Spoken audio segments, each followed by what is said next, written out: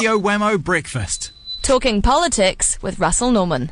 Co-leader of the Greens. He's on public transport this morning. He's on the bus. I might not make too much of a scene on the bus this morning. It's a very quiet bus. Gosh, these Wellington buses are quiet, Russell. Well, that's right. Everyone's just, very dutifully going to work, trying to keep the country running, Wammo. Can you read while you're driving, or you like me, you feel sick?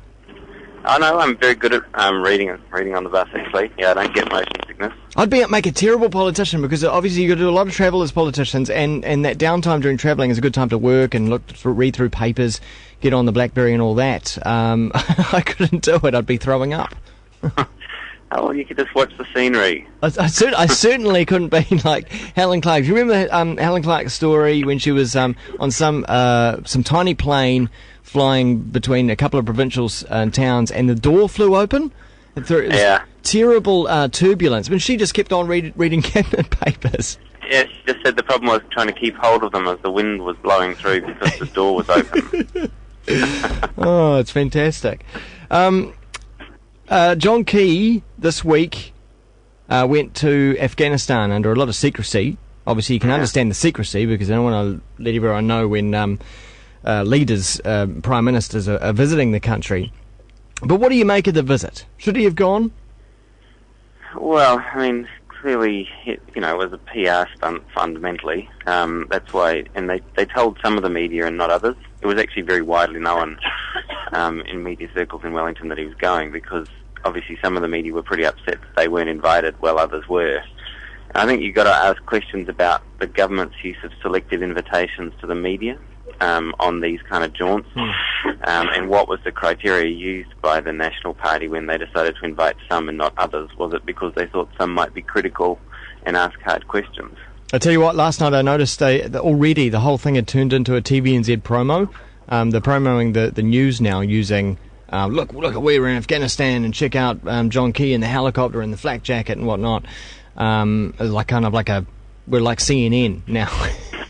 Yeah, well, we have embedded journalists who travel with the Prime Minister, and it's in all of their interest to make it look like a very exciting and interesting adventure where all the journalists are risking their lives in order to bring you the news. And so we tend to get that kind of coverage. Yeah. So what are you saying? So there were some journalists who were left out of the, because as you say, he does have a bunch of journalists who normally follow him around, so there were some that weren't invited. Yeah, that's right. Instead of they didn't have a general invite, they chose the ones they wanted. So, yeah. Okay, it's called controlling the message. Yeah. Okay, well, so the message was that he was going there to see what the New Zealand troops were up to, and talk to the Prime Minister over there as well, or President, whatever he's called, leader of Afghanistan. What kind of message does it send, though, that we send our Prime Minister to Afghanistan? What impression does it give? Well, I mean, obviously, it's primarily for domestic consumption. But in terms of the message to Afghanistan, clearly what it does now is it says that we're giving support to the Afghan government in spite of the fact that it just ran a rigged election. And I think it really increases the pressure on New Zealand to have another rotation of the SAS in Afghanistan. Which is what they want. That's what they specifically asked John Key for. They said, keep us here, please. Yeah, well, General McChrystal's very keen, obviously, to have as broad a coalition as possible as part of his forces over there. So, he's keen to keep as many different countries involved, including New Zealand. Now, I generally respect New Zealand military leaders. I mean, you only have to look down through history. They've been great men in the leadership position, and what they say is often very smart. But I was surprised at what he said the other day when asked, I think on the TVNZ's Q&A program, he was asked whether or not the war there is winnable, and he said, yes, it is winnable.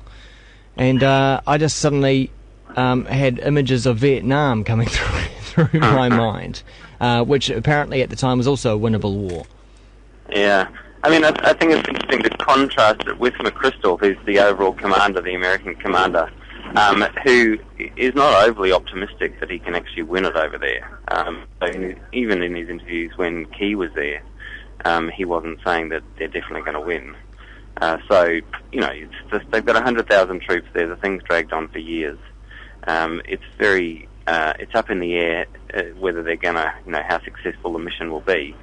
And you've got the whole problem of the legitimacy of the Karzai government, which only exists because they rigged the last round of elections.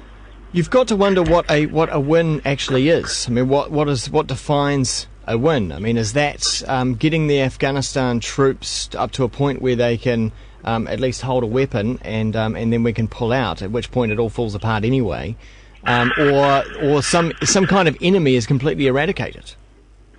Well, I mean, the war on proper nouns, and the war on terrorism is purely defined in Western terms. So obviously, what it's all about is disabling Al Qaeda, and they see the Taliban as connected to Al Qaeda. And so the long-term goal really is to prevent further attacks on the U.S. mainland. I mean, that's why the Americans are there. I think that's one of the key drivers. There's secondary goals for the Americans around controlling some of the fossil fuel resources, but I think really the primary driver of it is around stopping any more attacks on the U.S. mainland, and they believe that they can have some benefit by the war in Afghanistan, but whether they can achieve that is yet to be determined. Okay, so so therefore the war really won't be won until America changes its foreign policy. Yeah, I mean, I think a lot of American leaders have been pretty clear that obviously it's US policy in the Middle East, in particular US policy in relation to Israel and Palestine, that is really at the heart of the whole thing. So really New Zealand's role in the whole thing is rather irrelevant. Yeah, I mean, we're there to give cover to the Americans. I mean, our job is to make it look like a multinational force, and so to give it more international legitimacy. And that's the only reason we're there. In the long run, I mean, if we actually want to resolve these issues, we have to address, the fundamental injustice of what's happened to Palestinians, and that's really what lays at the heart of all of this. That's the long-term source of the problem, combined with the role of the West in repeatedly destroying democracy in the Middle East. Because the Americans have intervened against democracy so many times in the Middle East, democratic resistance to American involvement in the Middle East became impossible, and so people, the resistance got channeled into this kind of fundamentalist Islamic terrorist or military activities.